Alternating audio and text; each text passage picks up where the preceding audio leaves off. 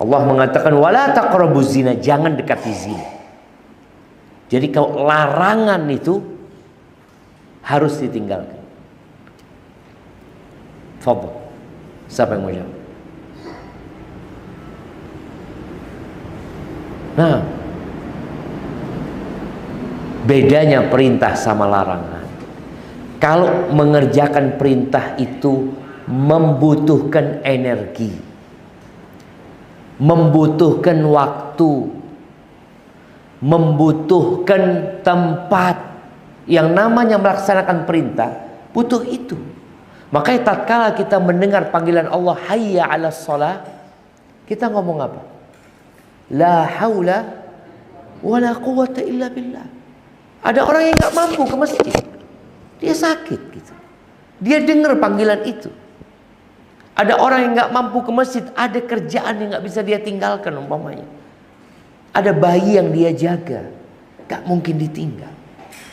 Jadi kalau perintah itu memerlukan energi, waktu, tempat, maka kerjakan semampu kalian. Tapi kalau larangan, meninggalkan larangan butuh energi. Contoh, kalau anak katakan kepada antum, ambil air ini, antum harus berdiri kan? Berdiri, berangkat ke sini, ada kerjaan yang harus dilakukan. Tapi kalau anak katakan kepada antum, jangan ambil air ini, apa yang antum perlukan? Ya udah nggak usah gerak, ya diem aja. Namanya jangan, ya diem. Maka di sini sebenarnya ada 3 kesabaran. Kita sering tahu namanya sabar itu sabar terkena musibah. Padahal ada sabar melaksanakan perintah, ada sabar menjauhi larangan. Dan ternyata sabar yang paling tinggi derajatnya sabar melaksanakan perintah. Karena memerlukan energi, waktu, tempat dan lainnya. Maka semoga Allah Azza wa Jalla membantu kita untuk melaksanakan perintahnya, menjauhi larangannya, dan bersabar tatkala mendapatkan musibah. Amma ba'd, ana sangat berbahagia sekali bisa sampai ke apa nama masjidnya? Ashabul Jannah. Semoga jadi Ashabul Jannah semua. Ashabul Jannah itu berat. Lebih mudah jadi Ashabun Nar. Iya. Kalau bicara menjadi Ashabul Jannah, itu memerlukan perjuangan. Kata Nabi alaihi salatu wasallam, huffatil jannah bil makari. Jannah itu yang kita menamakan tempat ini Ashabul Jannah. Jannah itu, surga itu dikelilingi dengan perkara-perkara yang dibenci oleh jiwa. Tidak menyenangkan menuju surga. Jalannya. Surganya menyenangkan. Semua kelezatan ada di sana. Bahkan yang tidak dalam bayangan manusia Allah sediakan di sana. Tapi ternyata untuk menuju ke sana itu berat.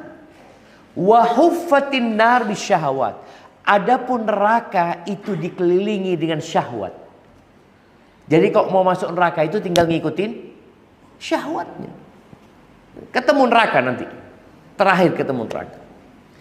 Di antara hal yang perlu diperhatikan bagi yang ingin jadi Ashabul Jannah, kita sebenarnya bukan penduduk bumi. Bapak-bapak tahu. Bapak kita dulu tinggalnya di mana? Di surga. Nabi Adam alaihissalam tinggal di surga. Kemudian karena satu dosa, bukan 2, bukan 3, bukan 10 dosa, satu dosa, satu pelanggaran, hukumannya diturunkan dari surga. Tatkala diturunkan dari surga, Allah mengatakan, fa imma ya'tiyannakum minni huda Faman tabi'a hudaya fala yadhillu wa la yashqa. Apabila datang kepada kalian petunjukku, petunjuk untuk masuk surga lagi, petunjuk untuk kembali ke surga Allah Azza wa Jalla, barang siapa yang mengikuti petunjukku, fala yadhillu wa la yashqa, maka dia tidak akan tersesat dan dia tidak akan melarat hidupnya. Petunjuk itu adalah kitab-kitab yang Allah turunkan. Allah turunkan kitab kepada Nabi Ibrahim yang kita kenal dengan Suhufi Ibrahim. Kemudian Allah turunkan kitab kepada Nabi Musa. Barang siapa yang mengikuti kitab yang Allah turunkan kepada Nabi Musa pada masa itu, maka dia tidak akan tersesat dan tidak akan menderita. Kemudian Allah turunkan Zabur. Lalu Allah turunkan Injil. Dan kitab-kitab itu mengalami banyak penyelewengan. Lalu Allah turunkan Al-Quran sebagai penutup semua kitab, dan nabinya sebagai penutup semua nabi. Kita tahu Al-Quran ini kitab yang tidak ada keraguan di dalamnya sedikit pun. Ada seorang Muslim kasih hadiah Quran sama non Muslim di Bogor, ceritanya Bogor apa di Bandung ya, insya Allah di Bogor. Dikasih Quran, ini non Muslim, Quran terjemahan sama orang kafir ini nggak dibaca itu. Dia dikasih hadiah, dia terima. Dia taruh di rak buku di rumah.